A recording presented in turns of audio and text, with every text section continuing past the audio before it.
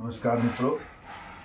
भगवान सदाशिव की भक्ति को प्राप्त करने के लिए चाहे स्वार्थ रूप में करें, चाहे निस्वार्थ रूप में करें, चाहे सिद्धि पाने के लिए करें, भगवान शंकर को सोमवार के दिन व्रत रखा जाता है।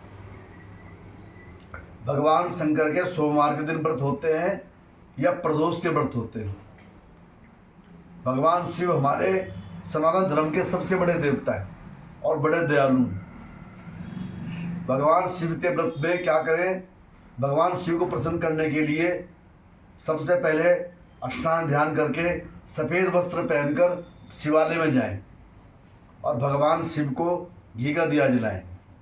उसके बाद जल ले, गणेश जी इत्यादि देवताओं को जल चढ़ाकर बाद में भगवान शिवलिंग को जल चढ़ाएं। उनकी प्रसन्नता के लिए चाहे तो रोज़मर्रा में प्रतिदिन में दूध भी चढ़ा सकते हैं, गाय का दूध। अगर गाय का दूध ना मिले तो कोई बात नहीं, आप गंगा जल चढ़ा लें। और इस प्रकार से भगवान शिव को काले तिल चढ़ते हैं, क्योंकि तिल जो है विष्णु भगवान से उत्पन्न है, इसलिए भगवान को अति प्रिय है। जो फूल किसी को नहीं चढ़ता वो भगवान शिव को चढ़ता है। आखे का फूल, धतूरा, बेलपत्र, भांग के पत्ते, इस प्रकार से कोशिश करें। ये नहीं इतने इतने चढ़ा दिए, चाहे एक मिल जाए, भगवान शिवलिंग के ऊपर चढ़ाए। थोड़ी दूर बैठकर सोमवार व्रत कथा पढ़े। माता बहन भाइयों, अगर नमकीन व्रत करने हैं तो 32 करने हैं और मीठे व्रत करने हैं तो 16 करने हैं।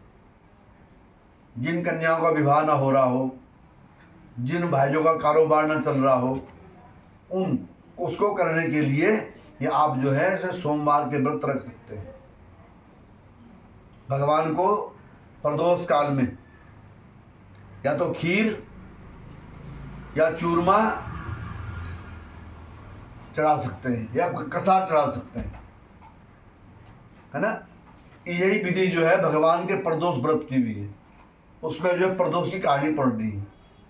एक कृष्ण पक्ष में आता है, एक शुक्ल पक्ष में आता है।